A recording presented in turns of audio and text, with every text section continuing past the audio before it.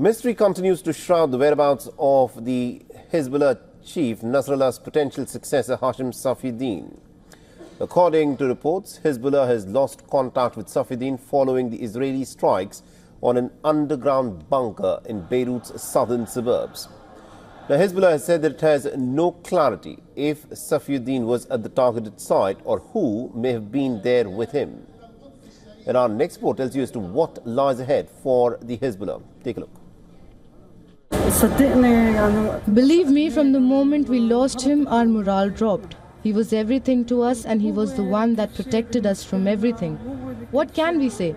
God punish that culprit and God have mercy on him.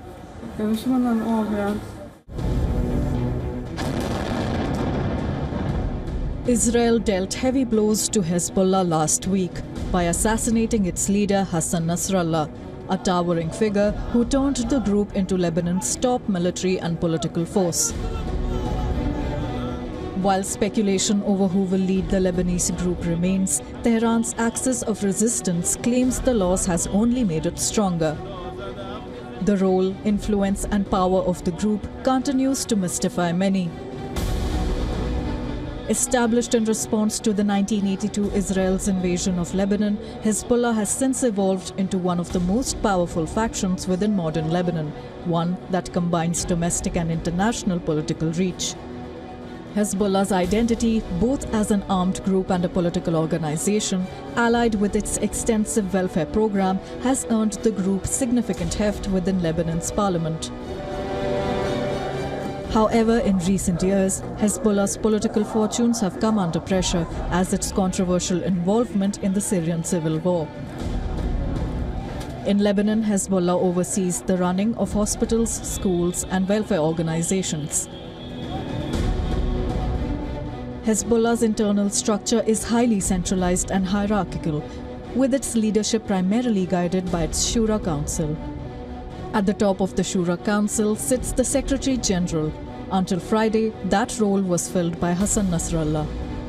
5 distinct bodies report to Shura, which include the political, parliamentary, executive, judicial and jihad councils. The functions of the political and parliamentary councils are largely evident in their title, with the former responsible for maintaining Hezbollah's political strategies and alliances, while the latter directs the group's parliamentary activities. The executive sect handles the finances, while the judicial council settles internal disputes. It is the Jihad Council that oversees Hezbollah's military activities. Hezbollah is considered Israel's fiercest enemy on its borders. With an estimated 130,000 rockets in its armory, Hezbollah is said to own extensive array of military hardware. This includes precision-guided missiles, drones, anti-tank missiles and an extensive number of rockets. All right, now to give us more perspective in terms of what is happening at this moment in Lebanon and indeed in the wider part of West Asia region, we're being joined by Mr. Edward P. Joseph, who is a senior fellow at the Johns Hopkins University. He's joining us live on this broadcast. Mr. Joseph, let me in fact start off by asking you about your assessment on the war that is currently ongoing in Lebanon. Now, how close do you think the state of Israel is in accomplishing its objectives in Lebanon? How long do you think the Israeli offensive inside of Lebanon will continue?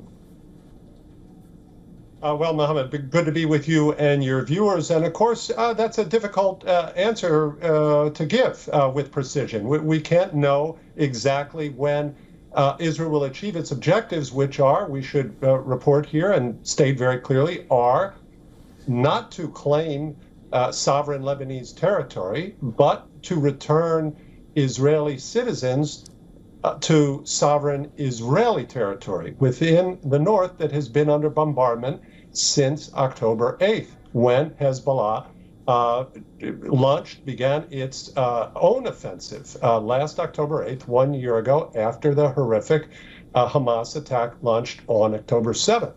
So those are the Israeli objectives. Now, how soon they will accomplish them, Mohammed, that's a very important question. It's hard to know. What we do know is that senior Hezbollah leaders, including the longtime leader, Hassan Nasrallah, and many of his top lieutenants and mid-level leaders of the organization have been killed or taken out, removed from the theater. But that doesn't mean that Hezbollah fighters in the south cannot operate. They can easily operate. They have the advantage of knowing the terrain.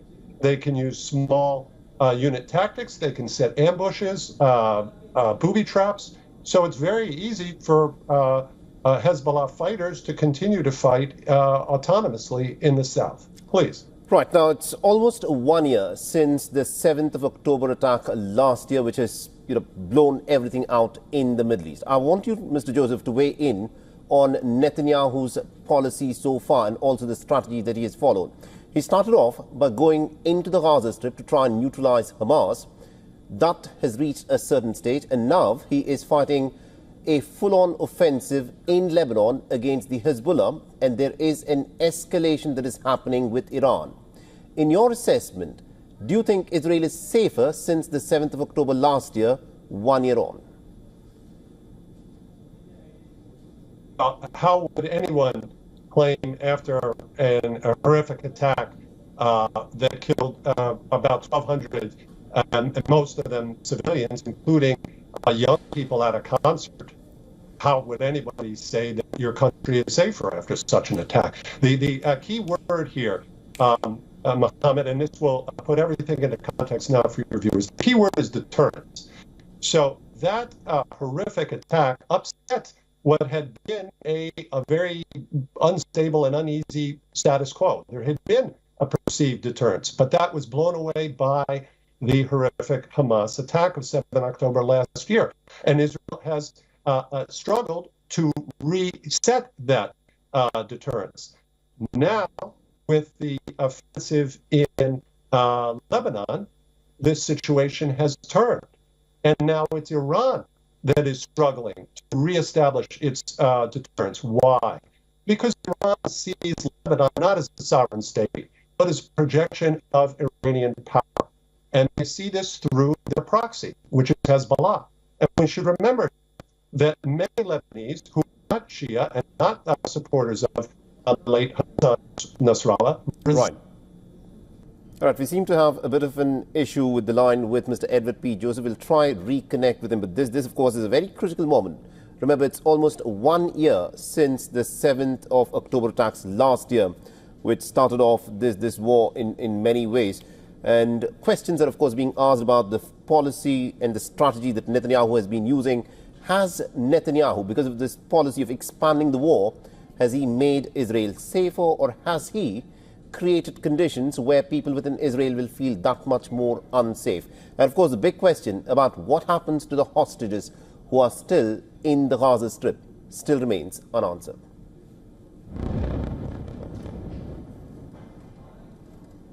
For all the latest news, download the WION app and subscribe to our YouTube channel.